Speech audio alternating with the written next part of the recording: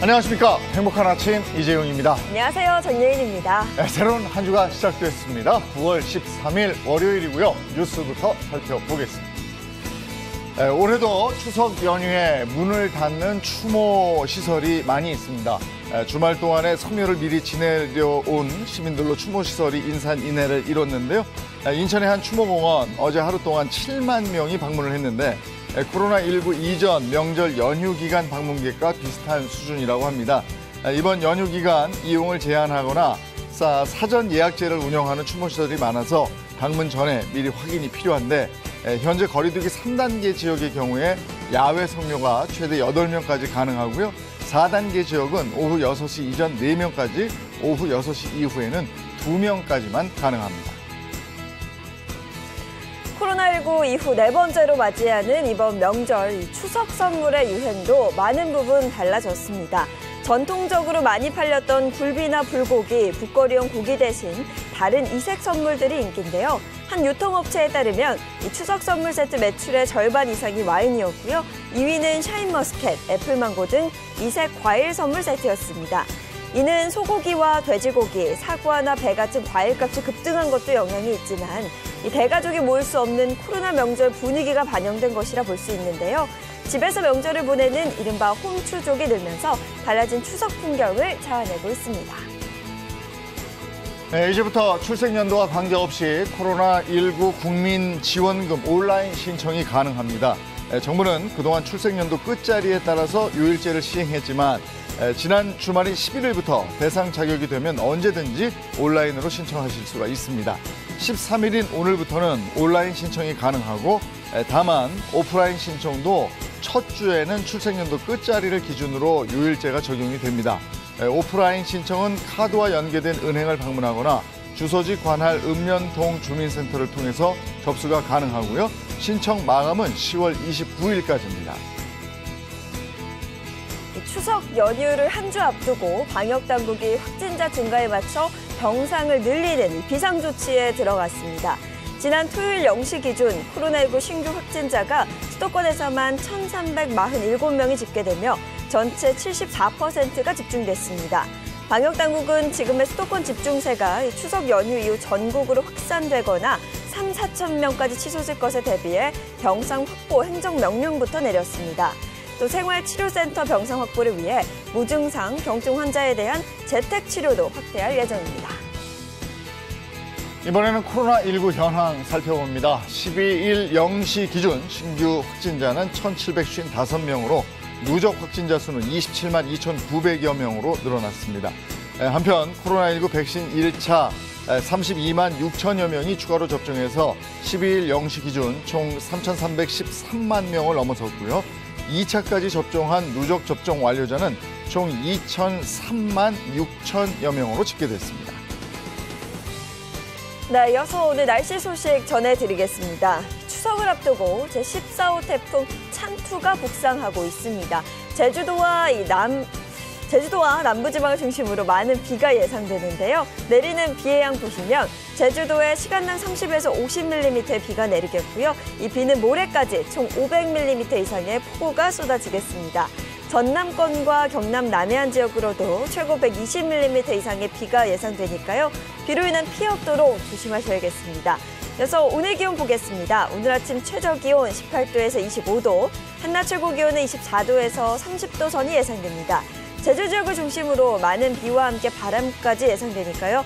태풍으로 인한 피해 없도록 대비를 철저히 해주셔야겠습니다. 네, 9월 13일 월요일 행복한 아침 지금 시작합니다.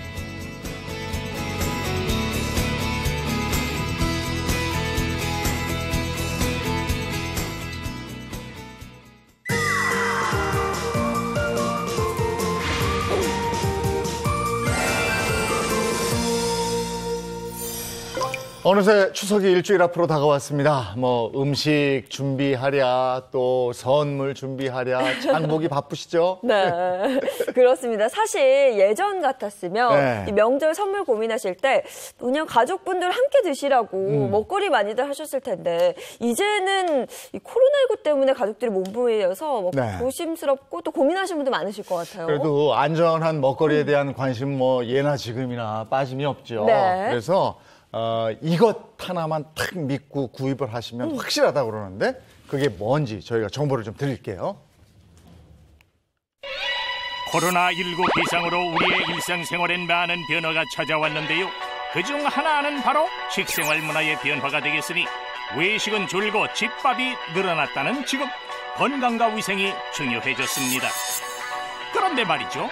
안전한 먹을거리인지 어떻게 확인을 해야 할까요? 바로 요 마크 하나면 된다는데요. 자, 모두 주목하세요. GAP 인증 마크.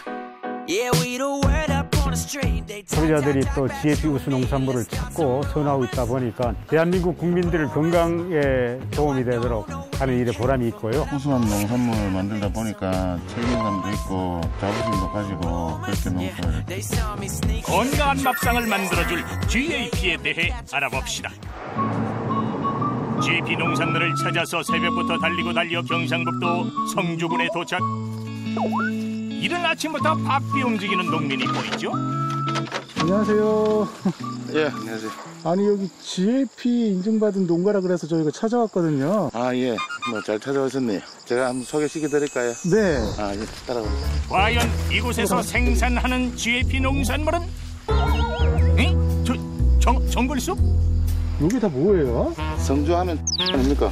성주하면 떠오르는 농산물은 과연? 참을. 성주 특산물 참외. 예뻐. 진한 노란 빛을 띠는 모습도 정말 예쁘지만 GAP 인증을 받아 믿고 먹을 수 있으니 예쁠 수밖에요. 우수한 농산물을 만들다 보니까 책임감도 있고 자부심도 가지고 소비자도 믿고 사 드실 수 있고 이래서 소비자를 생각하며 땀 흘려 재배한 결과 올해도 참외가 노랗게 잘 익었네요. 맛있겠다. 근데 맛있는 참외 고르는 법 같은 것도 있나요? 네, 여기 보시면 노란 여기 선에 흰 선이 이렇게 선명하게 나타나는 참외가 참외의 노란색이 진하고 흰색 선이 선명해야 맛있답니다. 이른 시간부터 부지런히 수확한 맛있는 참외. 많다 많어. 이게 다 얼마래요?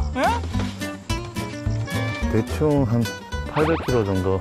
이제 이 참외를 가지고 이제 유통센터로 이제 출발하는 거예요. 수확의 기쁨으로 마음은 가볍게 그리고 트럭은 무겁게 출발해서 10여 분을 달려 도착한 유통센터. 박사님, 참외 많이 갖고 오신, 수고하셨어요. 그런데 참외는 안 내리고 지금 뭘 보고 있는 겁니까? 아, 여기 저울인데 저기 이제 모기가 저기 나옵니다. 오, 세상에 이런 방법이! 박스를 하나하나 나르지 않고도 무게를 잴 수 있다니 하하, 무엇 아이디어! 참외를 실은 트럭 무게에서 참외를 뺀 나머지 즉 트럭과 박스 무게를 빼주면 참외 무게가 나온다고요? 이제부터는 GAP 참외로 가는 또 다른 과정 세척 타임! 깨끗하게 씻어주고 요 당도 체크도 잊지 않는데요. 응? 아니 근데 여기 저 유통센터 아니었나요? 예? 참외 농업인들이 공수원 프로그램을 조직해서 안전한 참외맛 생산을 할 수 있기 때문에 소비자들로부터 신뢰를 구축하고 실질적인 소득이 증대되고 있습니다. 생산자와 소비자 모두 윈윈 할 수 있는 GAP. GAP 제도는 한마디로 말하면 농산물 우수 관리 제도입니다. 총 12개 항목에 51개 관리 기준을 설정해서 농산물을 생산하는 단계에서 그리고 유통하는 단계까지 관리 기준이 설정되어 있습니다. 생산 농가의 한 12%, 한 11만 4천 농가, 재배 면적이 한 8%, 한 12만 7천 헥타 정도가 지금 GAP 농산물을 생산하고 있습니다. 철저한 관리하에 안전성을 입증받은 GAP 농산물에 대한 관심이 날로 높아지고 있는데요. 이곳에서는 어떤 농산물이 GAP 인증을 받아 재배되고 있을까요? 안녕하세요. 안녕하세요. 아니 여기서는 뭘 기르고 있는 건가요? 저희는 어린잎 채소를 기르고 있습니다. 아기자기 귀여운 어린잎 채소. 지금 보시다시피 이거 청경채라는 거거든요. 앞으로 한 이틀 뒤 정도 되면은 수확을 할 겁니다. 작지만 강합니다. 이 모든 것이 다 GAP 인증을 받은 농산물이라는 것. 소비자들의 기호에 맞춰가지고 이렇게 여러 가지 품목들을 생산을 하고 있습니다. 이곳에서는 취약계층의 장애인들과 고령자들이 GAP 어린잎 채소와 새싹 채소를 생산하고 있는데요. 자르는 솜씨 좀 보세요. 아따 빠르다 빨라. 오늘 몇 킬로 나가야 되지요? 오늘 200kg 정도 나가야 됩니다. 200kg요? 예. 좀 많겠네, 양이. 아, 많죠? 예. 잠깐만요. 수확할 양이 많다면서 자리를 뜨다니 이게 뭔 상황이요? 잠시 후 돌아오긴 했지만 수확 작업이 아닌 농작물을 살피기 시작하는데요. 대체 무엇 때문에 하던 일을 멈춘 걸까요? 그리고 칼이 아닌 펜을 들었습니다. 아, 이거 저희가 그 GAP 인증을 받을 때 심사 서류 중에 저희가 어린잎 재배일지가 들어가 있거든요. 소비자들 갈 때까지 물건이 안전하게 갈 수 있도록 항상 적어서 메모를 남기고 있습니다. 매일 작업 내용을 기록하는 건데요. GAP 인증을 위해서는 필수랍니다. GAP 그럼 농산물 관리가 굉장히 복잡하네요. 근데 이것뿐만 아니고요. 네. 다른 것도 또 해야 됩니다. 할 일이 또 있다고요? 뭔 일이 이렇게 끝이 없대요? 여기 보시면은 또 특별한 흙이 있거든요. 특별한 흙이요? 그런데 보기엔 평범하기만 한데 이 흙에 어떤 비밀이 있다는 겁니까? 특별한 흙이라고 하는데 어떤 흙인가요, 이게? 네, 이거는 멸균된 친환경 유기농 상토입니다. 일반 흙들은 식물 성장에 유해 세균이 들어있기 때문에 이렇게 친환경 상토를 써야 될 이유가 있습니다. 기본이 튼튼해야 결과도 탄탄하겠죠. 농사의 기본인 흙과 물은 농작물 재배에 좋은 것으로 사용한다고요. 소비자들이 믿고 먹을 수 있도록 생산 과정 내내 꼼꼼한 관리는 필수. 소비자들에게 전해지기까지 정성과 노력을 다하는데요. 세척과 포장까지 깨끗이 GAP 농산물 건강한 밥상을 책임집니다. 그렇습니다. 보람 많이 느끼죠. 네. 저뿐만 아니라 우리 같이 일하는 가족들도 정말 소비자들의 건강을 생각한다는 측면에서 모두가 다 보람을 느끼고 의미를 찾고 있습니다. 먹는 이의 건강을 생각하며 생산하는 GAP 농산물, GAP 인증은 소비자들이 신뢰할 수 있는 지표가 됐는데요. 어떤 농산물이 안전할까? GAP 인증 마크를 확인하는 소비자들이 점점 늘어나고 있습니다. GAP 제도는 국가가 안전한 농식품을 공급하기 위해서 국정과제로 추진하고 있는 제도로서 사람과 환경 중심의 지금 현재 그 농정의 큰 틀에서 농식품을 안정적으로 공급하기 위해서 GAP 인증 제도는 더욱 확대해 나갈 계획입니다. 농민들이 땀 흘려 생산한 안전한 농산물, 이제 GAP 농산물로 우리 가족의 건강을 챙깁시다.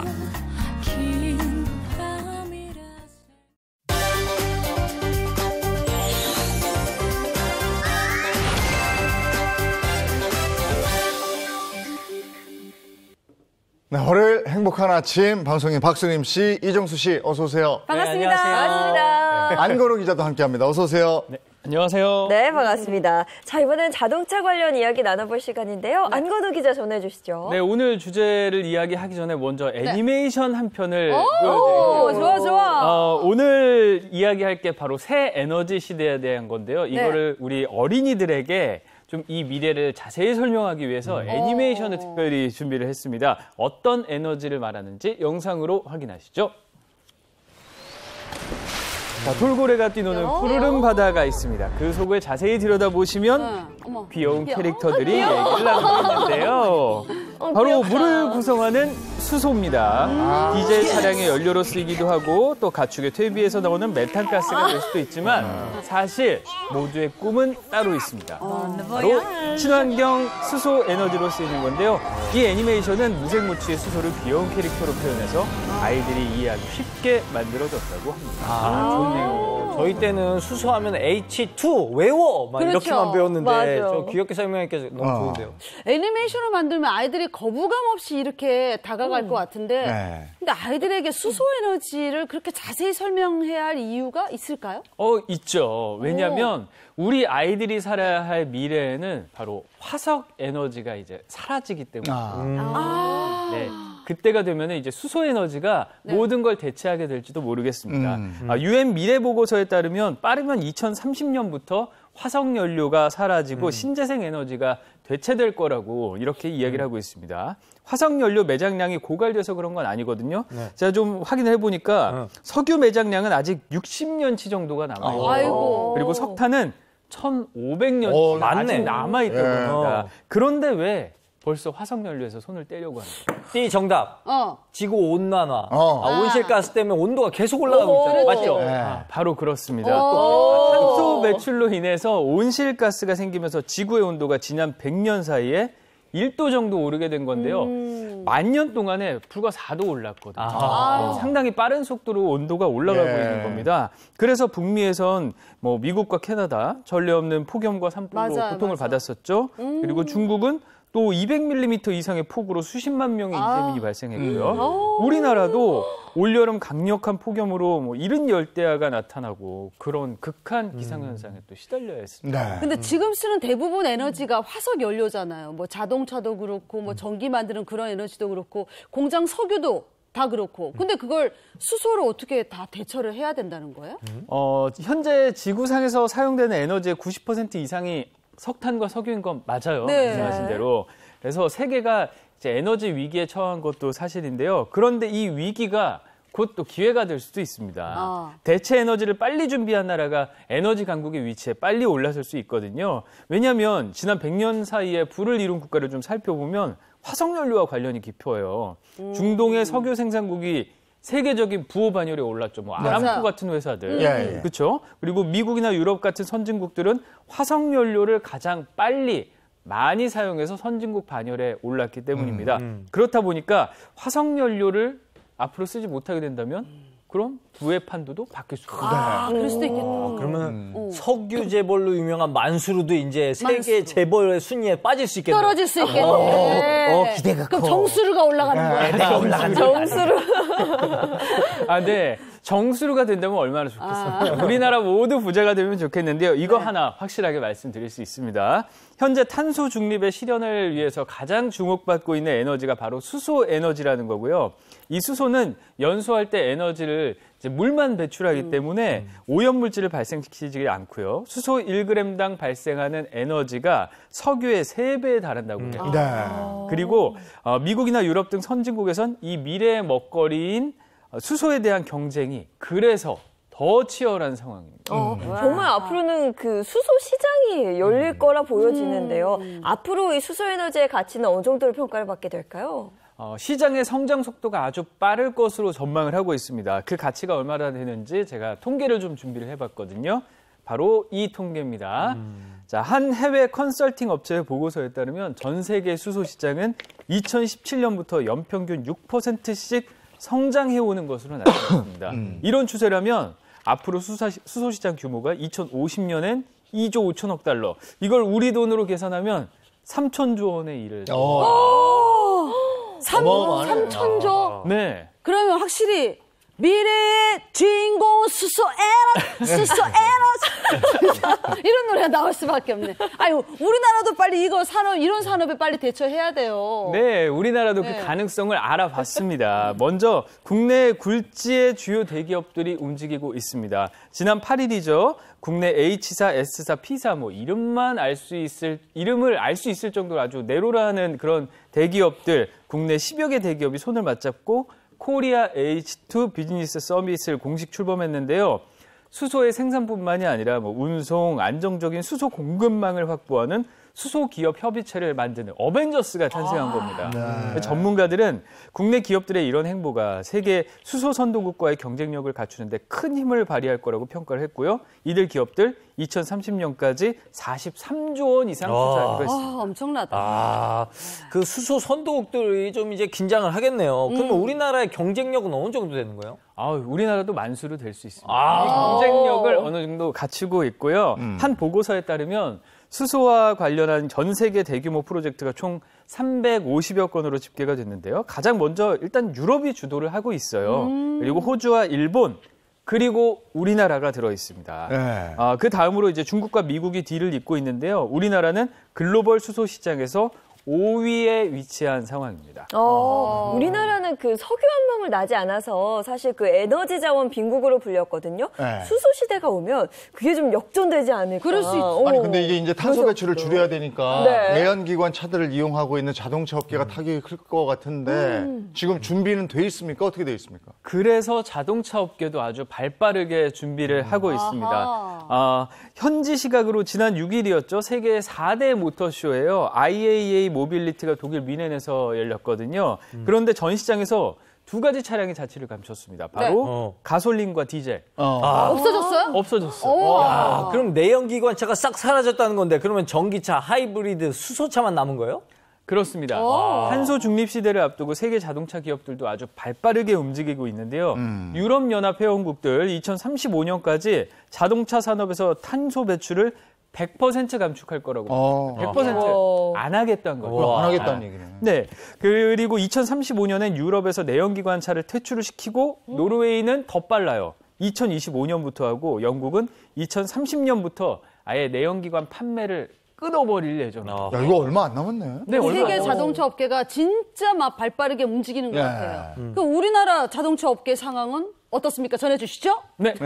네. 우리나라 자동차 업계도 상당히 발빠르게 움직이고 있습니다. 지난 7일이죠. 국내 한 자동차 기업은 수소와 관련된 글로벌 온라인 행사를 개최를 했는데요. 2040년을 수소 에너지 대중화의 원년으로 만들겠다고 선언하고 대책을 발표했습니다. 이 업체는 2028년까지 일단 상업적으로 이용되는 차량들, 가장 중요한 차량들이죠. 이 라인업에 수소 연료 전지를 적용하겠다고 밝혔고요. 업계 최초로 모든 상용차를 하이드로젠, 그러니까 수소차로 만들겠다고 했습니다.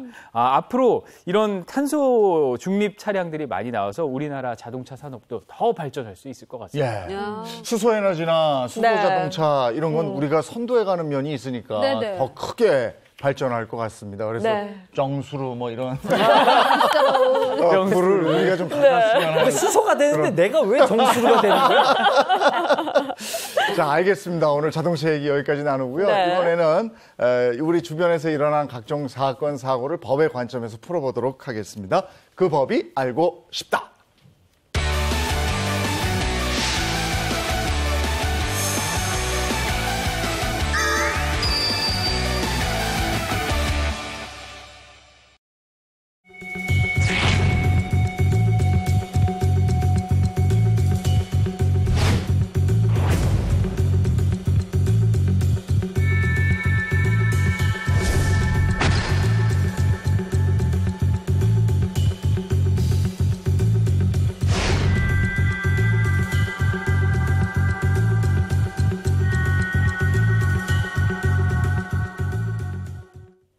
그 법이 알고 싶다. 이인철, 허주연 변호사와 함께합니다. 어서 오세요. 안녕하세요. 자, 첫 번째 사연부터 갈까요? 그럴까요? 자, 할아버지가 요거를 날렸어요.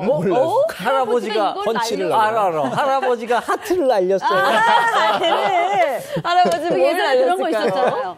그렇죠? 식당에서. 오토바이. 자, 이 사건은 오토바이 배달 기사에게 일어난 일인데요. 사연을 꽁트로 준비했습니다. 배달 기사 역할은 제가 하고요. 할아버지 역할은 이재용 님이 해주시고 할아버지 아들 역할은 이정수 씨가 이 사연은 실제 사건을 바탕으로 재구성했습니다. 사연 속으로 끄끄! 저는 오토바이 배달을 하는 기사입니다. 요즘 같은 코로나 시국에 한 건이라도 더 벌기 위해 열심히 달리고 있죠. 그날도 매장에서 받은 음식을 오토바이에 싣고 있는데 웬 처음 보는 할아버지가 다가오시더라고요. 아이고, 이게 젊은 친구가 고생이 많구먼. 이게 오토바이라는 건가? 네. 오토바이라고 합니다. 어르신, 근데 제가요, 배달일을 가느라 좀 바빠요. 이만. 그래, 일해. 예. 자, 요걸 요렇게 잡으면 되는 거야. 할아버지, 지금 뭐 하시는 거야? 그 엑셀이, 이게 엑셀이었어. 서. 할아버지가 운전대 엑셀을 당기는 바람에 혼자서 질주하기 시작한 채 오토바이는 그만 쾅 하고 앞차와 부딪히고 말았습니다. 결국 오토바이 수리비만 200만 원이 나왔고요. 당연히 저의 배달 업무도 올스탑 되고 말았습니다. 그런데 여보세요. 이번에 사고 났을 때 있었던 그 할아버지 아들 되는 사람입니다. 예. 사고가 나서 많이 놀라셨죠? 네, 안녕하세요. 좀 놀라긴 했습니다. 갑자기 할아버지가 다가오셔서 오토바이 엑셀을. 네, 그러니까 저희 아버지도 많이 놀라셨을 거죠. 예. 그래서 심장이 안 좋으신 분인데 갑자기 오토바이에 귀신이 씌인 것도 아니고 너무 놀라셨대요. 그래서 말인데. 예. 보험사에 저희 아버지 대인 접수 좀 해주실 수 있을까요? 대인 접수요? 예. 그럼 제 보험으로 할아버지 손해배상을 해주라는 말씀이신가요? 네. 할아버지가 멀쩡한 제 오토바이를 건드려서 사고를 내놓고는 오히려 보험사를 통해 손해배상을 해달라는 이거 보험 사기가 아닌가 하는 의심이 들 정도였습니다. 너무 억울한 이 상황을 어떻게 하면 좋습니까? 그러네. 상황을 좀 구체적으로 알아봐야 되겠는데 이게 어떻게 된 일인가요? 네. 할아버지가 당겼다고는 하는데. 그러니까. 네, 당긴 건 맞습니다. 네. 경기도의 수원시에 사는 한 20대 배달 기사에게 네. 일어났던 일인데요. 오토바이에 물건을 싣고 있는데 한 할아버지가 다가와서 오토바이 엑셀을 당기는 바람에 오토바이가 그대로 가버리면서 사고가 발생했다는 겁니다. 당시 사고 장면이 찍힌 CCTV가 공개됐는데요. 이거 보시고 한번 판단해 보시죠. 네. 자, 바로 이 영상입니다. 네. 배달 기사가 오토바이에 음식을 싣고 있는데요. 갑자기 남성이 오토바이가 그냥 가 혼자. 갑자기 오토바이를 잡다가 무언가를 눌렀는지 앞으로 가버려요. 운전자가 서둘러 쫓아가 보지만 결국 차량과 충돌하고 말았습니다. 그러게 오토바이 왜 만지신 거예요, 갑자기? 배달기사 너무 놀랐어, 진짜. 앞에 사람이 있었으면 어쩔 뻔했어요. 그러니까요. 갑자기 오토바이가 혼자 달린 건데. 앞에 부딪혔어요. 네. 근데 할아버지가 그럼 정말 그 엑셀 그런 버튼을 누르신 거예요? 이 할아버지가 만졌던 게 오토바이 스로틀이라고 해요. 이게 자동차로 치면 엑셀에 해당되는 거거든요. 갑자기 엑셀을 당겼으니까 오토바이가 그대로 갈 수밖에 없었죠. 다행히 이 추돌 사고가 일어난 차량의 차주가 별도의 수리비를 요구하진 않았다고 해요. 오토바이 옆쪽이 망가져서 수리비만 200만 원 가량이 들었다고 하는데요. 배달 기사는 이 사건으로 연간 보험료도 870만 원. 그러니까 갑자기 생돈을 쓰게 생겼으니까 얼마나 황당했을까요? 그리고 수리되는 동안 또 일도 못했잖아요. 그렇습니다. 네. 20대 초반인 이 배달 기사 자신의 어려운 가정 형편 속 사실상 이제 가장처럼 이렇게 지내왔다고 소개를 했어요. 그래서 큰 맘 먹고 오토바이를 구입한 걸로 첫 번째 배달에 나섰는데 이날 이런 사고가 발생을 한 겁니다. 결국 배달 업무 못했고요. 집에서 울고만 있었다면서 안타까운 사연을 전했습니다. 아이고, 이게 얼마나 속상했을까요? 그런데 이 상황에 그 할아버지 측에서 또 무리한 요구를 또 했다면서요. 그러니까 아들이 전화해서. 사고 이후에 전화가 왔어요. 그러니까. 아들한테서 전화가 왔는데 아들은 아버지 심장이 안 좋아서 많이 놀라셨으니까 대인 접수를 해달라. 그러니까 이걸 설명하면 보험사를 통해서 진료비를 내달라는 요구를 했다는 겁니다. 여기에 이제 배달 기사는 보험 사기가 아니냐 이런 의혹을 제기할 수밖에 없는 상황이었는데요. 누리꾼들도 이걸 도대체 왜 대인 배상을 해주냐. 오히려 오토바이에 대한 손해배상을 당신이 받아야 한다. 이런 얘기들을 하고 있습니다. 아니 지금 이 상황만 놓고 보면 아까 그 화면을 놓고 보면 그 사고를 일으킨 분인데 대인 보험으로 날 해달라. 그렇죠. 그건 좀. 글쎄, 이거 법적으로 어떻게 해야 될까요? 그러니까 이제 여러분 보험이라는 제도가 이렇잖아요. 우리가 이제 교통사고를 당했을 때 어떤 사람이 이제 실수로 고의나 과실로 실수를 해서 다른 사람을 다치게 했다. 그럴 경우에 이제 대인 보상이 되는 거죠. 그래서 보험사에서 이제 대신 보험금을 지급하고 가해자에게 이제 구상권을 청구하는 게 일반적인 시스템이에요. 그 이 사건 같은 경우에 만약에 할아버지가 피해자라면 할아버지가 당연히 이제 보험금을 받을 수가 있지만 반대로 만약에 할아버지가 어떤 고의나 과실이 있어가지고 배달 기사에게 오히려 피해를 입혔다. 그럼 할아버지가 오히려 손해를 배상해줘야 될 사람이지 피해를 받아야 될 보험을 받아야 될 주체가 아니거든요. 그렇기 때문에 논란이 생기는 것입니다. 여기까지만 딱 들어봤을 때는 이 운전자가 좀 억울할 수 있겠어요. 근데 이 사건의 예상치 못한 반전이 있었다고. 반전이? 식스센스. 반전. 귀신. 할아버지 귀신이에요? 할아버지의 해명 때문에 이게 좀 상황이 달라졌습니다. 할아버지 측은 당시 운전자를 도우려고 오토바이 운전자를 도우려고 선의로 오토바이를 만졌는데 그게 그야말로 그냥 앞으로 속수무책으로 나가버렸다고 이렇게 해명을 했습니다. 앞서 본 CCTV에서 잘렸던 영상이 있거든요. 요거를 함께 보면은 상황이 이해될 거다 이렇게 얘기를 했는데요. 영상도 준비했습니다. 자, 바로 이 영상입니다. CCTV에서 잘린 앞부분이에요. 뭔가를 오토바이 싣고 서 있네. 있죠. 그러니까 할아버지가 가까이 가서 오토바이가 좀 흔들리니까 도와주려고 해요. 잡아주시려고 하다가. 잡아주려고 하는데 그때 갑자기 출발을 해버리는 겁니다. 알고 보니까 오토바이가 쓰러질까봐 할아버지가 잡아주려다가 생긴 일이었고 고의로 벌인 사고는 아니지 않느냐 이런 판단이 나왔습니다. 선이었는데 그게 이제 결과는 저렇게 돼버리니까. 그런 내막이 있었어. 그러니까 할아버지로 저희가 다 오해할 뻔했는데. 그러니까요. 할아버지가 잘못한 거라고. 근데 이런 그게 뭐 사건이 아니었어. 있으면은 양쪽 얘기를 다 다 들어가야 들어봐야 된다니까. 돼. 맞아. 네. 그러니까 할아버지 측 얘기를 좀 들어보니까 이번 사고가 난 뒤에 배달 기사에게 먼저 돈을 주려고 했다 이렇게 주장을 했습니다. 하지만 당시 이제 배달 기사가 오토바이에 손상이 없다고 말했다가 결국 이제 손상이 있는 부분을 보고 나서 수리비 얘기를 꺼낸 거죠. 그러면서 사고가 발생했을 때 할아버지 부부에게 또 반말로 화를 냈다고 해요. 오토바이가 파손이 됐으니까. 배달 기사가 이제 민사 소송을 건다기에 할아버지도 그럼 그렇게 하자. 이렇게 얘기한 게 마지막 대화예요. 그러니까 할아버지가 도와주려고 한 선의를 몰랐을 거 아니에요. 그렇지. 근데 어떻게 나중에는 알게 됐고 그 대화를 좀 해봤는가요? 어떻게 했나 모르겠네. 다행히 오토바이 배달 기사도 이 사실을 뒤늦게 알게 됐습니다. 그래서 할아버지가 도와주려고 하신 건지 몰랐다 이렇게 얘기를 해서 서로 전화로 사과를 하고 만나서 오해를 풀기로 했다는데요. 또 자신을 도와주려고 한 사람에게 수리비를 청구하는 게 좀 마음이 걸렸나 봐요. 그래서 199만 원 수리비 중 라이트값 20만 원만 받기로 했다. 이렇게 나중에 소식을 전했습니다. 네, 오해를 풀게 돼서 일단은 다행인데 그럼 궁금한 게 이번 사건처럼 뭔가 선의를 가지고 도와주려다가 뭔가 사고가 벌어졌어요. 그러면 선의가 있었다 하면 이에 대해서는 책임 정도가 좀 달라질 수 있는 거예요?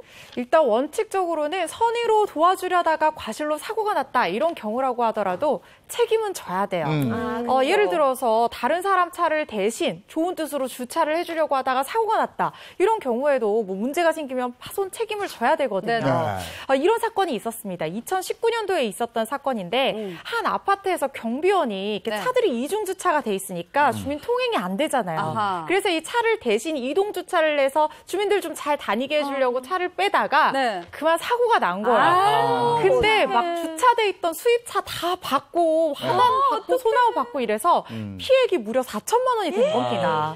이 사건 결국 법원으로 갔는데요. 법원에서는 이 경비원과 경비원을 관리하는 입주자 대표회의가 공동으로 책임을 져라 이렇게 판단을 했어요. 근데 일단 입주민의 편의를 위해서 도와주려고 좋은 뜻으로 이렇게 하다가 사고가 난 건데 이게 다른 그 사고와 똑같이 취급된다고 하면 너무 억울하잖아요. 그래서 법원에서도 이런 여러 가지 사정들을 참작을 해서 전체 손해액의 75%까지만 배상 책임을 인정을 했습니다.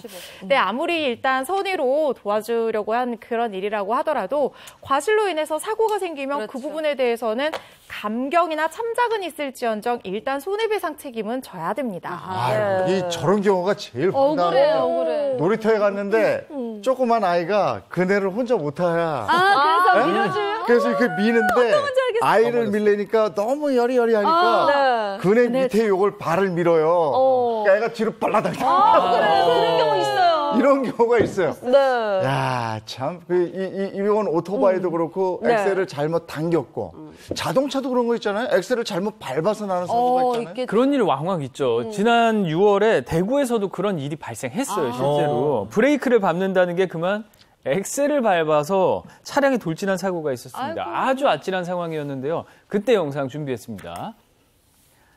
자, 뒤에 회색 차량이 있어요. 회색 차량 봐주세요. 운전자가 내리고 내리고 차를 넘겨주려고 해요.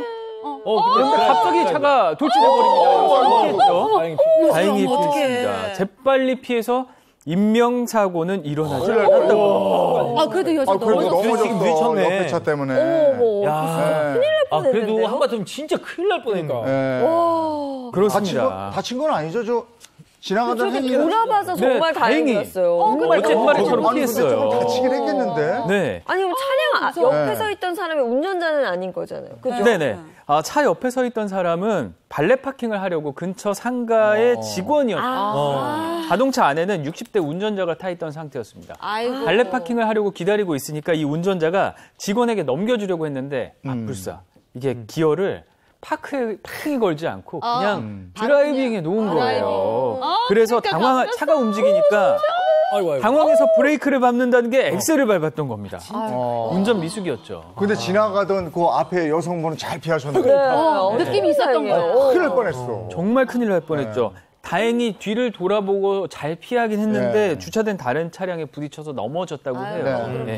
다행히 크게 다치지는 않았고요. 그리고 차 문이 열려 있는 채로 돌진을 했잖아요. 그래서 운전자가 사고 때 차량에서 좀 넘어지는 그런 일이 있었나 봐요. 다행히 운전자도 병원에서 검사를 해보니까 큰 이상이 없어서 퇴원 후에 통원 치료로 마무리를 했다고. 근데 다행히 이제 오긴 와서 이렇게 또 멈춰있는 차에 그래도 살짝 다친 것 같은데. 그러면 이거 치료비를 누구한테 청구해야 되는 거예요? 어떻게? 자기가 해야 되나? 이게 달려오는 차를 피하려다가 주차된 차량에 부딪혀서 넘어졌다. 이런 경우가 실제로 이제 수송까지 가게 된다고 하면 뭐 책임 비율이나 뭐 과실 비율 이런 거에 대해서 공방이 굉장히 벌어질 수 있는 부분이에요. 근데 이런 사례 같은 경우에는 주차된 차가 만약에 정상적으로 제대로 잘 주차하고 있었다고 하면 배상 책임에서 좀 면할 수 있을 것이다 이렇게 보이고 사고를 유발한 차량이 치료비를 다 내줘야 될 것 같아요. 근데 만약에 이 차가 불법 주차된 차량이었다. 그러면 얘기가 달라질 수 있습니다.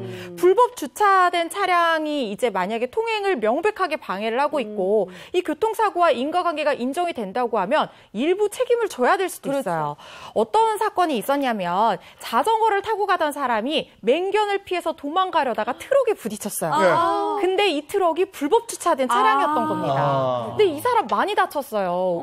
전치 5주의 부상을 입고 손가락에 영구장애까지 생긴 거예요. 결국에 이것도 법원으로 이제 소송으로 가게 됐는데 법원에서는 이 트럭 운전사와 맹견을 관리하지 않은 견주가 공동으로 과실 책임이 있어서 책임을 져야 된다 이렇게 판단을 했습니다. 만약에 불법 주차를 하게 되면 자기도 모르는 사이에 이렇게 책임을 져야 되는 상황이 생길 수 있으니까 절대로 주차 함부로 하지 마시고 제대로 주차하셔야 됩니다. 아까 그 화면은 주차구역이었던가? 그걸 못 봤어. 그걸 못 봤네. 주차구역이었던 것 같아요. 자, 시간 관계상 다시 볼 수 있어요. 생방송이라. 다음 걸 넘어가죠. 자, 생방송 8시 6분에 시작합니다. 이 아이 아프다고 이혼해 달래요. 이 아이가 아프다고 이혼해 달래요. 아이가 아프다고요? 자기 아이는 아닐 것 같은데. 이쁜 그쵸? 이쁜 아이 정답 누구의 보겠습니다. 아이일까요? 이게 무슨 얘기예요? 자, 이 사건은 한 남편에게 일어난 안타까운 일인데 남편 역할은 이정수 씨가 하고 아내 역할은 제가 하겠습니다. 이 사연은 실제 사건을 바탕으로 재구성했습니다. 사연 속으로 고고! 저는 사랑스러운 아내와 아들, 딸을 낳고 평범하게 살던 가장입니다. 그런데 그렇게 다정했던 아내가 동창회를 다녀온 뒤에 조금씩 변하더라고요. 제발 아니길 바랐지만 아내는 동창회에서 만난 남자와 몰래 만남을 가지고 있었습니다. 어떻게 당신이 나한테 그럴 수가 있어? 애들 두고 바람을 펴. 나 아직 그 사람 사랑해요. 그래서 말인데 나랑 이혼해줘. 애들한테 미안하지만 내가 진짜 사랑하는 남자랑 살고 싶어. 이혼이 애들 장난이야? 이혼하면은 우리 애들은 엄마 자식 되고 난 절대 그 꼴 못 봐. 난 절대 이혼 못 해줘. 네, 이런 게 싫어서 이혼하고 싶어. 제가 이혼을 완강히 거부하자 아내는 집을 나가버렸고 그날부터 저는 아내를 기다리기 시작했습니다. 아이들에게는 엄마가 공부를 하러 갔으니까 곧 올 거다라고 거짓말하면서요. 그리고 몇 년 뒤에 드디어 아내에게서 연락이 왔습니다. 여보세요? 여보, 당신 맞지? 나 할 말이 있어서 전화했어. 그래, 무슨 말인데? 당신이 하고 싶은 거 다 들어줄게, 얘기해봐. 내가 하고 싶은 말, 여전히 이혼해줘. 나랑 그 남자 사이에 아이도 하나 생겼어. 아무튼 용서할 테니까 아이는 그 남자한테 주고 당신만 돌아와. 이대로 우리 애들 그냥 엄마 없는 애로 만들 거야. 아무리 그런 말 해도 소용없어. 나 안 돌아갈 거야. 지금 애가 너무 아픈데 출생신고도 못해서 병원도 못 가고 있어. 당신이 이혼만 했으면 병원에 갈 수 있다고. 제발 이혼 좀 해주라. 아니 그 애만 불쌍하고 우리 집에 있는 애들은 안 불쌍하냐? 난 절대 이혼 못하니까 다시 내 앞에서 이런 일 꺼내지 마. 여보 갈 땐 가더라도 이혼 좀 해줘. 끊었다고. 그렇구나. 제가 이혼해주지 않아서 내연남과 낳은 아이를 출생신고도 못하고 있다면서 이혼을 독촉하는 아내. 자꾸 저에게 아픈 아이의 사진을 보내면서 죄책감이 들게 합니다. 아이의 사진을 보니까 왠지 마음이 약해지더라고요. 정말 아내가 원하는 대로 이혼을 해줘야 하는 걸까요? 야, 어떡해. 내 사진을 보면 어떡해. 이거 아니야, 이거. 이게 남편분이 마음이 참 약한 분이네. 이거 어떻게 된 겁니까? 이거? 네, 온라인 커뮤니티에 올라온 사연입니다. 아내와 아들, 딸 낳고 잘 살고 있던 남편의 얘기인데요. 이 아내가 동창회에 나간 이후로 좀 이상해졌다고 합니다. 외도의 상대, 바로 아내와 고등학교 때부터 7년간 연애를 했던 남자친구였고요.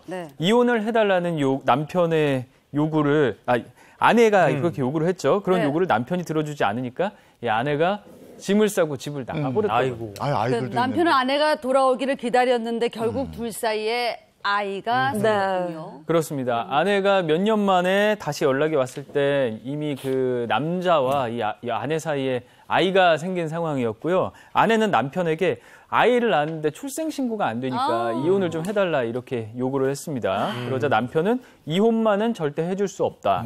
내 자식들을 엄마 없는 아이로 만들기 싫으니 그 아이를 남자한테 주고 돌아오라 이렇게 설득을 했고요. 아내는 거절하고 혼자 이혼 소송을 진행을 했다고 합니다. 그런데 바람을 피운 유책 배우자인데 이혼 소송이 됩니까?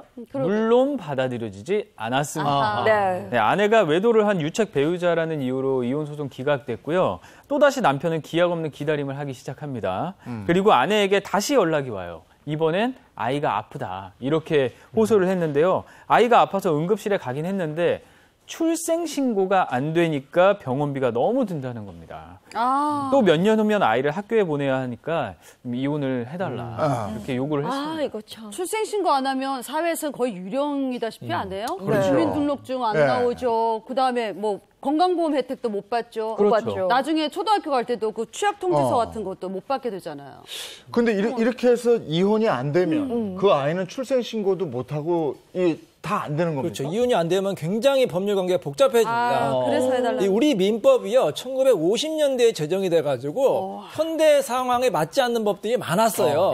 예를 들어서 옛날에는 이런 법이 있었습니다. 우리 여성분들은요, 이혼한 이후에 6개월 동안은 재혼이 못했어요. 재혼을 못하는 재혼 금지 기간도 있었고요. 그다음에 이제 최근까지는 이런 법이 있습니다. 민법 844조에 따르면은 이 아이가 이제 임신이 되잖아요. 임신이 되면 혼인이 성립한 후에 200일 후, 그거는 이해돼요. 200일 후에는 이제 지금 남편의 아이로 추정이 되는데, 혼인이 해소, 즉, 이혼한 이후에 300일 이내에 태어난 아이도 무조건 현재 남편 아이로 추정이 되는 겁니다. 그렇기 때문에 만약에 이번 사건과 같이 아내가 이제 별거를 한다든지 다른 남자랑 아이가 태어난다 하더라도 이 혼인 중인 경우에는 현재 남편의 아이로 이제 올라가게 돼 있어요. 그죠? 정확히 말하면 가족관계 증명서에 현재 남편의 아이로 이제 딱 입적이 되기 때문에 굉장히 복잡한 문제가 발생할 수가 있는 거예요. 출생신고 안 한 이유가 있었네요. 지금 남편의 아이로 호적에 올라가기 때문에 내연남의 아이를 출생신고 못한 거네요. 바로 그걸 남편도 생각을 했습니다. 남편은 게시글 해서 우리나라는 미혼모가 출생신고가 쉽게 가능하지만 미혼부는 출생신고가 아주 까다롭다 이렇게 이야기를 했다고 해요. 그 점을 철저히 이용해서 그 눈에서 피눈물이 나게 해주겠다 이런 생각을 밝혔습니다. 이게 미혼부의 출생신고가 굉장히 까다로웠네요. 그러면 아내는 남편이 이혼해주지 않는 한 그 새로운 남성의 호적에도 못 올리는 거예요? 그러니까 이렇게 혼외자의 경우에는 이 친부가 뭐 출생신고를 한다고 해서 바로 법률상 아버지로 인정을 받을 수 있는 게 아니라 인지를 해야 돼요. 그러니까 이 아이가 내 아이다 이렇게 법률적으로 표현을 해야 되는 건데 뭐 인지 뭐 신고라든가 인지 청구 해소 뭐 이런 방법들로 인지를 하게 될 수 있는 겁니다. 그런데 이 사건처럼 혼인 중에 뭐 외도 관계로 출생을 한 경우에는 출생 신고를 하면 이 엄마의 법률상 배우자가 있을 거 아니에요. 그 법률상 배우자의 친자로 친생 추정이 바로 되어버려요. 그래서 이 친아버지, 진짜 생물학적인 아버지가 인지를 하려면 이 친생 추정을 먼저 깨뜨리는 부인하는 과정을 거쳐야 돼요. 이게 이제 민법상 친생 부인해소를 결국에는 거쳐야 된다는 건데 친생 부인해소는 그러니까 이 법률상 아버지가 나의 아버지가 아니다 이렇게 관계를 부정하는 그 어떤 소송적인 절차를 얘기를 해요. 쉽게 말씀을 드리면. 그래서 이렇게 혼인 중에 외도 관계로 출생한 경우에는 사실 이 친부가 법률상의 아버지가 되려면 결국에는 이 친생 부인해소를 거치지 않고는 사실상 뭐 어려운 상황이다 이렇게 봐야죠. 그럼 친생 부인해소를 제기해서 어쨌든 아이를 그냥 호적에 올리면 되는 거 아니에요? 근데 이 친생 부인의 소가 정말 어려운 소예요. 웬만하면 다 친생으로 추정이 됩니다. 네. 부부간에 아이가 출생이 되면 묻지도 따지도 않고 이거는 현재 남편의 아이다 이렇게 보는 겁니다. 근데 아주 예외적인 경우에만 친생 부인을 인정하는데 네. 예를 들어서 부부가 2년 동안 완전히 떨어져 있었다. 네. 남편이 해외에서 기러기 아빠였다. 이러할 경우에만 완전히 동거나 동서가 결여될 경우에 법원이 인정을 해줘요. 만약에 근데 부부가 별거하면서 1년에 딱 한 번만 만났다. 견우와 직녀처럼 어떻게 될까요? 그래도 안 돼. 임신이 이제 된 것으로 봅니다. 현재 남편의 아이를 보기 때문에 완전히 명백하게 부부가 별거하거나 동서가 되지 않았다. 이럴 경우에는 법원이 인정을 하고 있어요. 그리고 또 까다로운 게 뭐냐면 안날로부터 2년 이내 소송을 해야 됩니다. 친생 부인의 손은.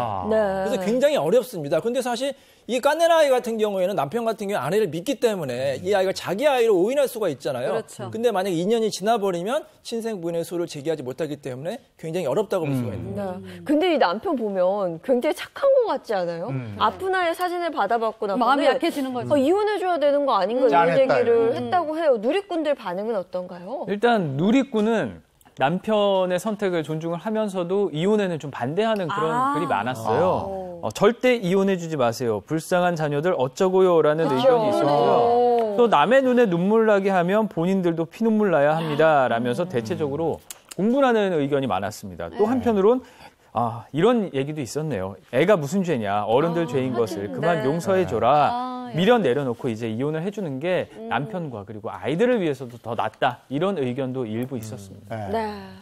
자, 지금까지 우리 주변에서 일어나는 사건, 사고를 법의 관점에서 알아봤습니다. 고맙습니다. 고맙습니다.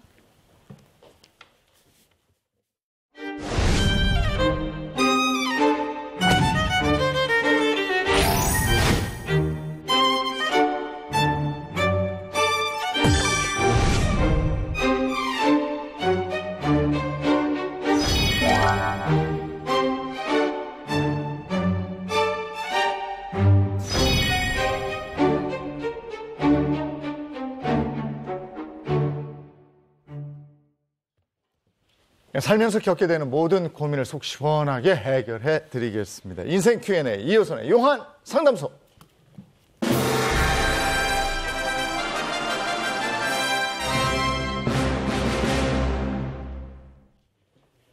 네, 이호선 전문가 양팔을 벌리고 환영합니다. 환영합니다. 어서 오세요. 네, 반갑습니다. 자, 오늘은 명절을 앞두고 한 주부가 사연을 보내주셨는데요. 네. 명절마다 마주치는 이 단 한 사람 때문에 고민이 깊다고 합니다. 오늘 이 사연은 꽁트로 준비를 해봤습니다. 형님 역할은 박수림 씨가, 네. 동서 역할은 제가 하겠고요. 그리고 시어머니 역할은 파격적입니다. 재용 MC가 하도록 하겠습니다. 시아버지 아니고 시어머니. 시어머니 역할입니다. 자, 사연 속으로 고고!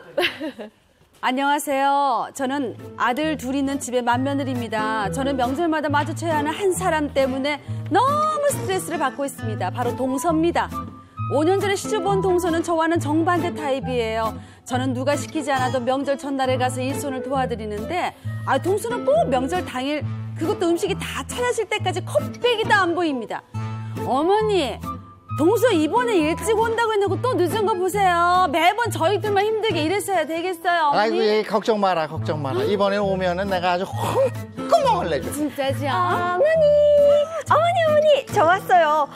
일이 너무 늦게 끝나서 그래서 조금 늦었어요, 어머니. 예, 너 지금 시계 좀 봐라. 응? 지금 몇 시니? 몇 시야?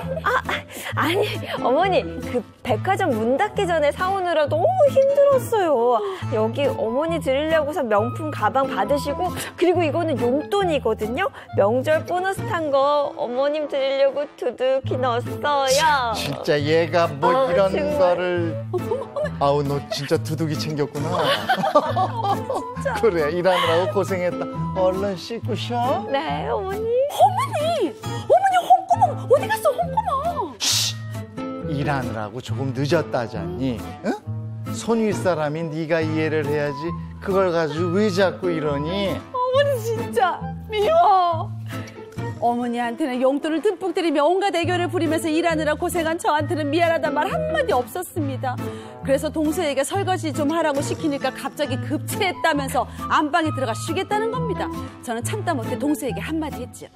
동서, 내가 이런 말까지 안 하려고 했는데 이번에 부엌에 한 번이나 들어온 적 있어? 그 너무 심한 거 아니야? 아, 형님, 제가 아프니까 그렇죠. 설거지는 저희 남편 도와준다고 했으니까 한 번만 봐주세요, 한 번만. 아이, 그런 일을 부엌에 남자가 들어가게 하면 어른들이 어떻게 보겠어? 제일 손아래 사람이 동서가 알아서 해야지. 아니, 요즘 남편들 부엌 못 들어가게 하는 그런 집이 어딨어요. 아, 그리고 형님, 말이 나와서 하는 말인데요. 저도 서운한 거 많이 있어요. 저희 매번 같은 시간에 시댁에 오기로 해놓고 왜 형님만 맨날 그렇게 전날에 와서 준비하는 거예요?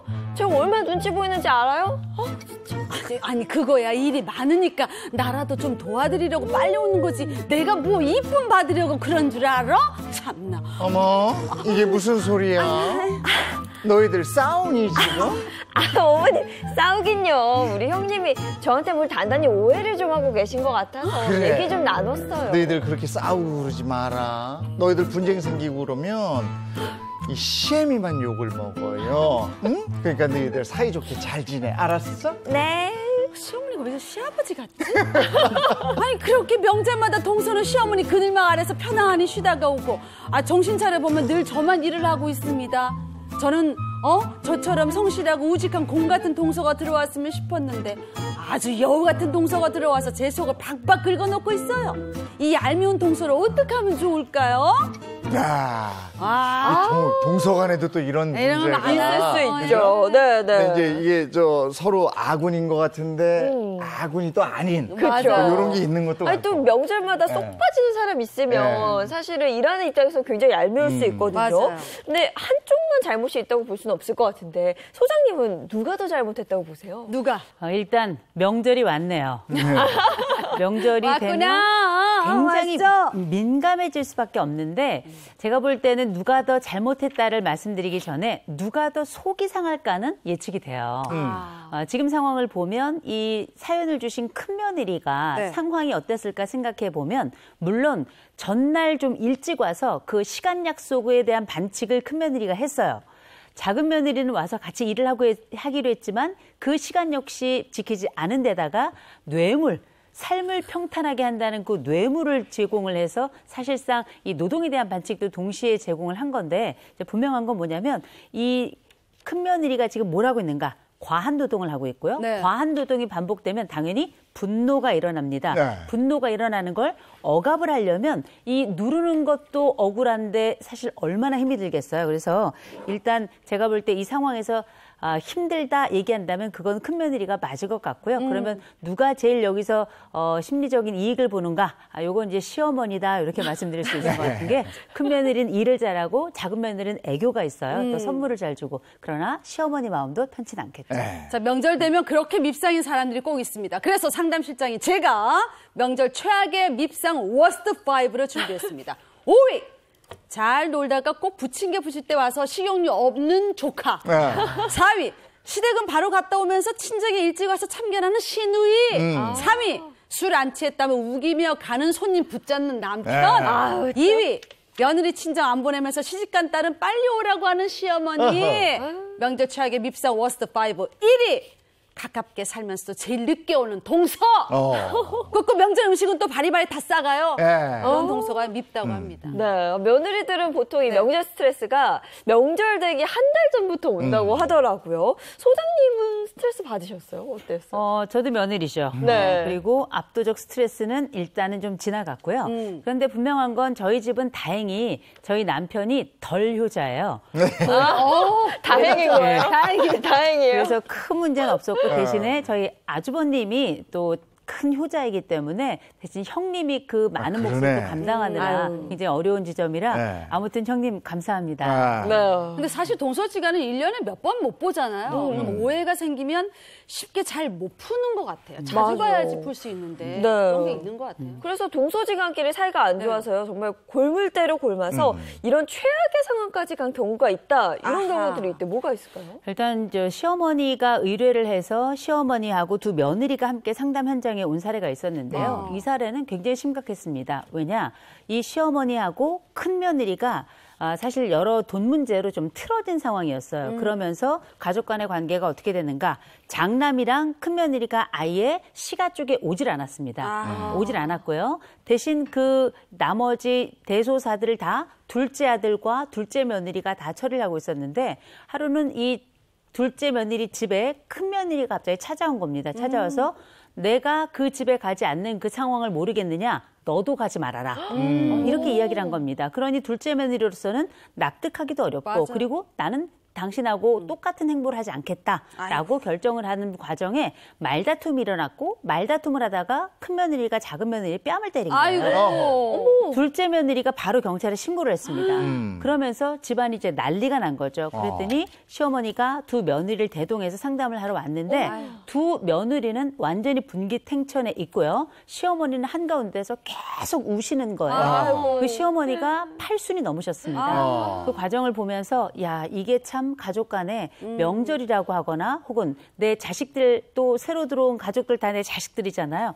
그 어머니의 슬픔을 보면서 저도 가슴이 저리더라고요. 네, 동서끼리의 작은 갈등을 그대로 방치했다가는 큰 싸움, 집안 싸움까지 되기도 하거든요. 빨리 좀 솔루션 드려야 될 것 같아요. 그래야 되겠네요. 동서와 차별받는 큰 며느리, 여우 같은 동서가 미워요.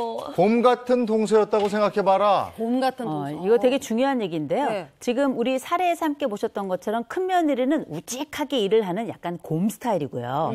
또 둘째 며느리는 가만 보면 얄밉고 그 가운데서 또 사랑은 독차지 않은 일종의 여우 스타일인데 이것만 보면 동물의 왕국이죠. 네. 사실 우리가 이런 가족 간의 갈등이 생기면 심리적 정글 안에 들어가는 게 맞습니다.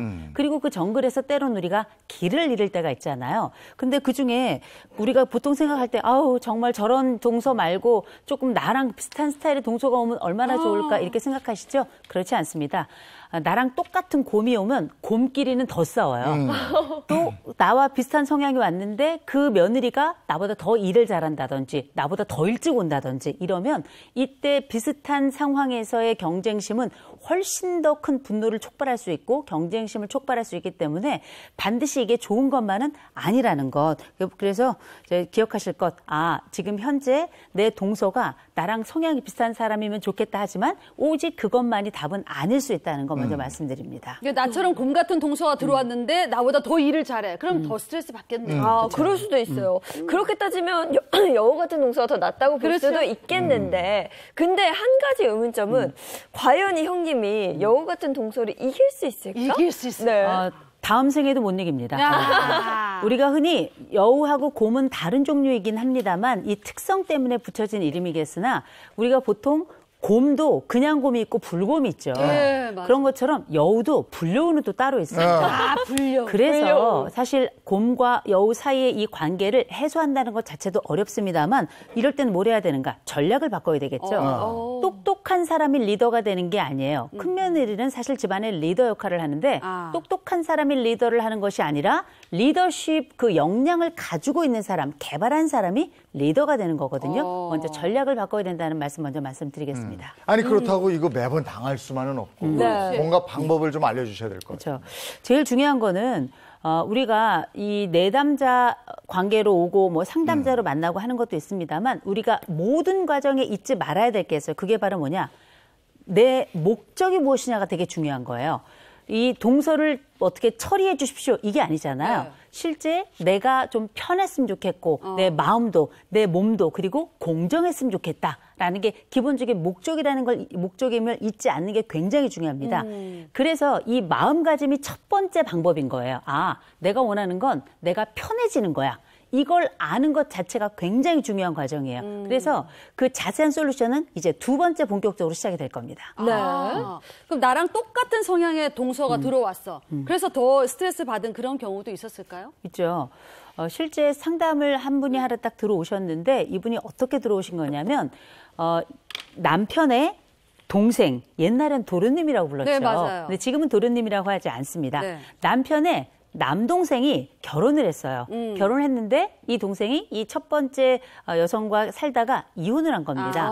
그리고 새로운 동서가 들어온 거예요. 네. 새로운 동서가 들어왔는데 이 새로운 동서가 너무너무 힘든 거예요. 왜냐? 알고 봤더니 이전의 동서하고도 사이가 그렇게 좋지 않았어요. 그래서 이전의 동서는 미움의 지수로 보자면 가장 미울 때가 10이고 또 가장 안 미울 때가 1이라면 몇 점 정도 되겠냐 그랬더니 한 4점 정도라 그러더라고요. 그러면 새로 들어온 동서는 어떤 정도로 우리가 점수를 매길 수 있냐 그랬더니 지금은 9점이라 그러는 거예요. 더 밉다는 네. 거. 그래서 이분이 얘기하는 건 뭐냐. 과거에 있던 첫 번째 그 옛날 동서, 이전 동서가 나가면 더 괜찮은 사람이 올 줄 알았다는 거예요. 그런데 막상 새 동서가 들어왔는데 이거는 뭐 감당 못할 정도로 힘든 경우가 있었다. 이런 얘기를 하면서 과거에 그때가 좋았다. 이런 얘기를 하시는데 분명한 건 그 동서가 어떤 특성을 가지고 있든지 간에 나보다 이 사람이 아니라 다른 사람이 오면 더 나아질 것이다. 장담할 수 없다는 거죠. 시동생한테 도련님이라고 하면 뭐라고 하죠?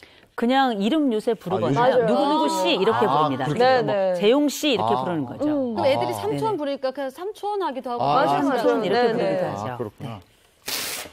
여우에게 리더십을 발휘하라? 여우에게 리더십. 여우한테 리더십 발휘하는 게 만만치가 않을 텐데. 그렇죠. 근데 이게 명절이 되면 그 동서들 간에 마치 무슨 한식 대전이 벌어지는 것 같아요. 그래서 사실 무슨 경연 프로그램에 나온 것처럼 경쟁적으로 마음의 경쟁도 하고 음식의 경쟁도 하고 자식에 대한 경쟁도 하고 자기 삶에 대한 경쟁을 다 하거든요. 근데 이런 경쟁을 할 때 분명한 건 뭐냐면 항상 어떤 갈등이 생길 때는 찾아봐야 될 게 있어요. 그게 바로 뭐냐? 촉발 요인이에요.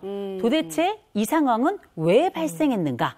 이게 굉장히 중요한데 지금 이 사례를 한번 우리가 살펴보면 무슨 일이 벌어지고 있는가? 이 사례를 의뢰한 큰며느리가 모든 일을 다 하고 있어요. 모든 일을 다 하고 있고 뒤늦게 온 동서에 대한 불만을 토로하고 있는 건데 그러면 무슨 일인가? 사전에 분업이 되지 않은 거예요. 제가 아까 말씀드렸죠. 똑똑한 사람이 리더가 되는 게 아니라 리더의 역량을 갖춘 자가 리더가 되는데 그 리더의 역량 중에 하나는 뭐냐면 좋은 분할, 좋은 분업을 할 수 있도록 구조를 만들어내는 겁니다. 그래서 일단 동서하고 나 사이에 분업이 분명해야 동서의 업적도 빛나지만 나의 업적도 빛나는 거예요. 내 업적이 빛나야 내 마음도 편하고 큰 며느리로서의 면도 서는 거 아니에요. 그렇죠. 그래서 꼭 기억하실 게 마음과 몸까지 편하고 싶다면 1차 분업의 리더십을 먼저 발휘해서 명절 전에 뭐 와서 하는 게 아니고요. 동서 이거는 꼭 반드시 해줘. 그래서 와서 늦게라도 이것만 해내면 되는 거예요. 그렇죠. 그 명백하고 분명한 분담, 역할 분장을 잘 해내셔야 그게 리더고 그게 선명해야 동서도 뭐 선물을 15개를 가져오든지 간에 그 일만 해내면 되는 겁니다. 먼저 분업의 리더십 중요합니다. 그러니까 사연 보내주신 분이 남자가 부엌에 들어가면 어른들이 싫어한다고 막 이렇게 동서한테 막 눈치 줬잖아요. 그건 그냥 동서한테 맡기는 게 낫지 않을까? 남자들한테 분업하는 거? 그렇죠? 남자들은 시키지 말고 동생에게 시키라고요? 동서에게? 응.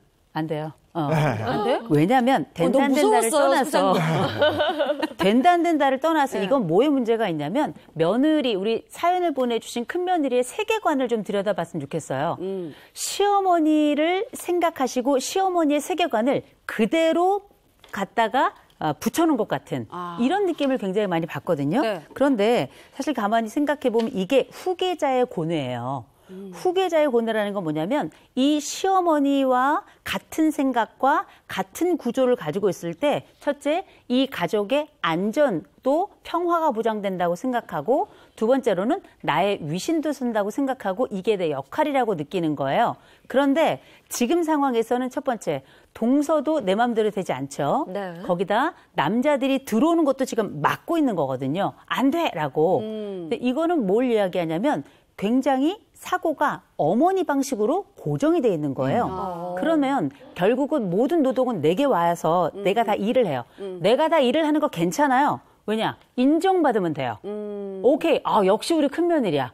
역시 네가 일을 다 했구나. 그래서 100% 일하지만 100% 인정받으면 되는데 그게 아니잖아요. 그럼 어떻게? 제가 전략을 바꿔야 된다 말씀드렸죠. 리더십 분업을 할 때 남성들이 그 문턱을 넘도록 허락을 해주셔야 됩니다. 기꺼이 그렇게 해주셔야 내 일도 줄지만 이 사람이 리더구나. 동서 입장에서도 존경의 여지가 생기는 거예요. 그래서 이런 심리 구조뿐만 아니라 전체 구조를 물리적으로 바꾸기 위해서 빗장을 하나 내려놓으셔야 됩니다. 그래야 본인이 편해져요. 그리고 본인의 위신이 섭니다. 네. 이게 중요한 거죠. 저는 사실 아까부터 궁금했던 게 그 시어머니 입장에서는 일을 열심히 하는 며느리와 용돈을 주는 며느리.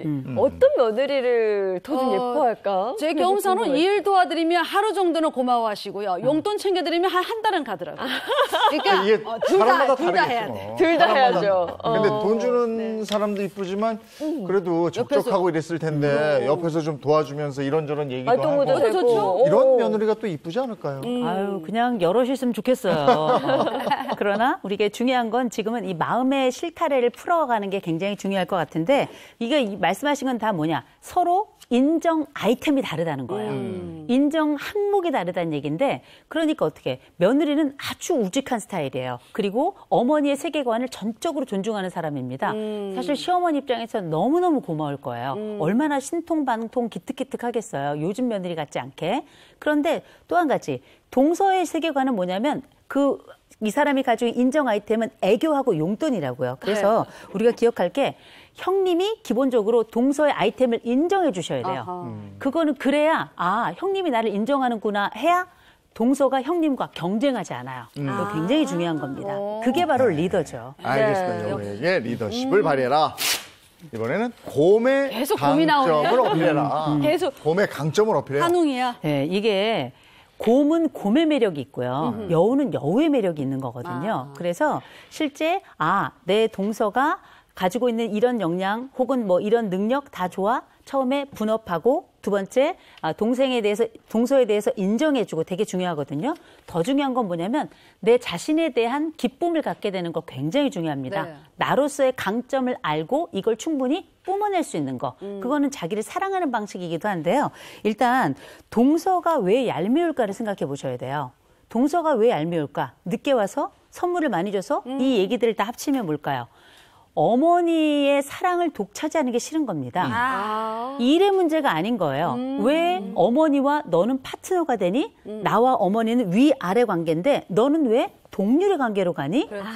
그 얘기는 굉장히 불공평하기도 하지만 리더로서 후계자의 고뇌로서 가장 큰 애로사항이 생긴 겁니다. 그래서 기본적으로 이렇게 시어머니를 어려워하는 나와 다르게 시어머니와 친구처럼 지내면서 호호하하하고 거기에 수혜를 누리는 동서는 내 마음에서 오는 기본적인 내 패배감 혹은 억울함 여기에서 오는 미움이지 사실상 그 동서 자체가 뭐라든 이거는 큰 의미가 없어요.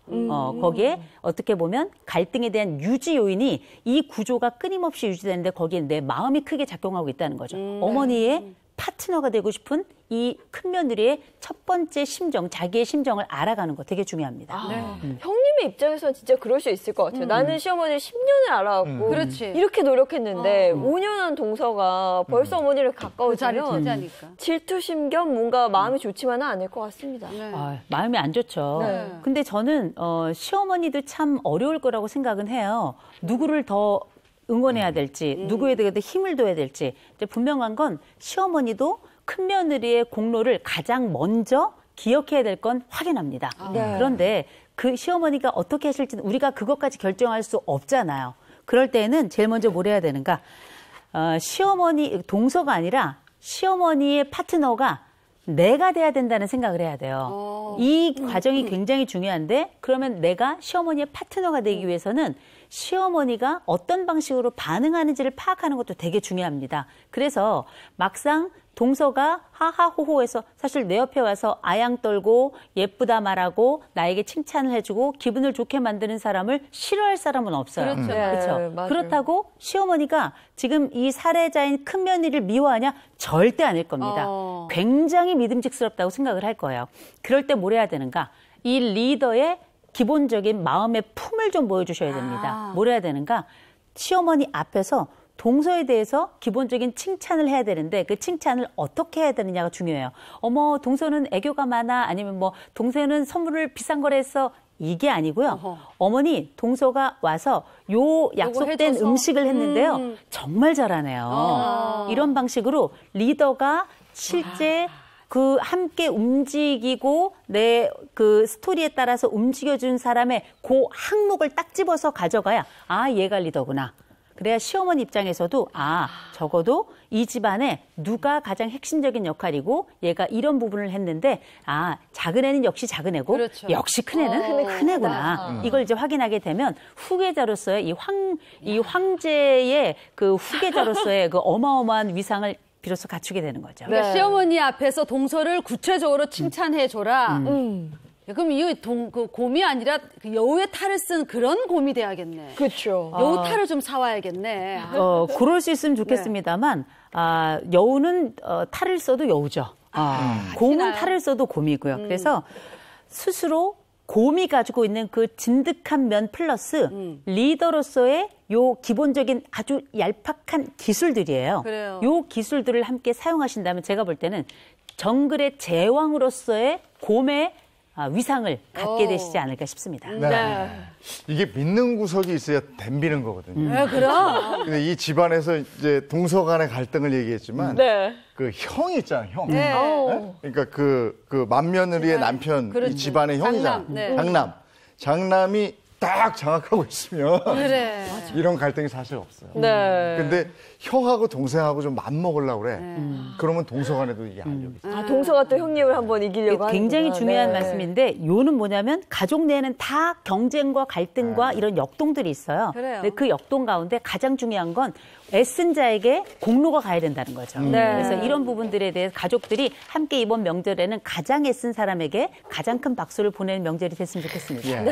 그나저나 뭐 코로나 때문에 모일 수나 있어요. 그러니까요. 그죠? 아쉬워요. 네. 그렇죠. 자, 용한 상담소였습니다. 고맙습니다. 고맙습니다. 이번 한 주가 참 분주할 거예요. 네. 바로 이제 추석 연휴로 들어가니까. 네, 분주하기도 하고 설레는 마음 가지고 계신 분들도 많을 것 같은데요. 한 주의 시작 잘 출발하시기 바랍니다. 좋은 하루 보내시고요. 저희는 내일 아침 7시 30분에 돌아올게요. 행복한 아침, 행복한 하루 되십시오. 고맙습니다. 고맙습니다.